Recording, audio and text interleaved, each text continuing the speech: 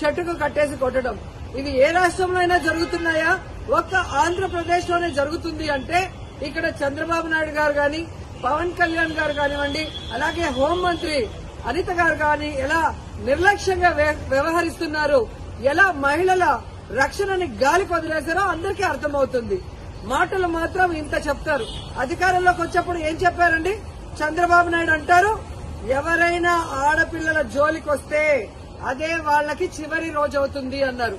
మరి మీ సొంత నియోజకవర్గంలో భర్త అప్పు చేశాడని భార్యని చెట్టు కట్టేసి కొడుతుంటే మరి మీరు ఏం చర్యలు చేపట్టారు? ఎక్కడి నుంచి వీళ్ళకి ధైర్యం వచ్చిందని నేను అడుగుతున్నాను. మీ పార్టీకి సంబంధించిన తెలుగుదేశం పార్టీ నాయకుడు ఒకడు ఈ అమ్మాయిని కట్టేసి కొట్టడం నిజం కాదా? మరి అతనికి ఎక్కడి నుంచి ధైర్యం వచ్చింది?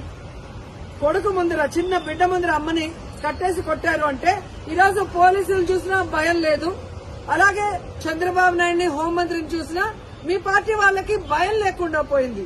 ఎందుకంటే లోకేష్ గారు చెప్పినట్టు ఎవరు ఎంత హింస చేస్తే, ఎవరు ఎంత దాడులు చేస్తే మీ గుడ్ లుక్స్ లో ఉండొచ్చు అన్న ఆలోచనతో రాష్ట్ర వ్యాప్తంగా అరాచకం సృష్టిస్తూ ముందుకు వెళ్తున్నారు.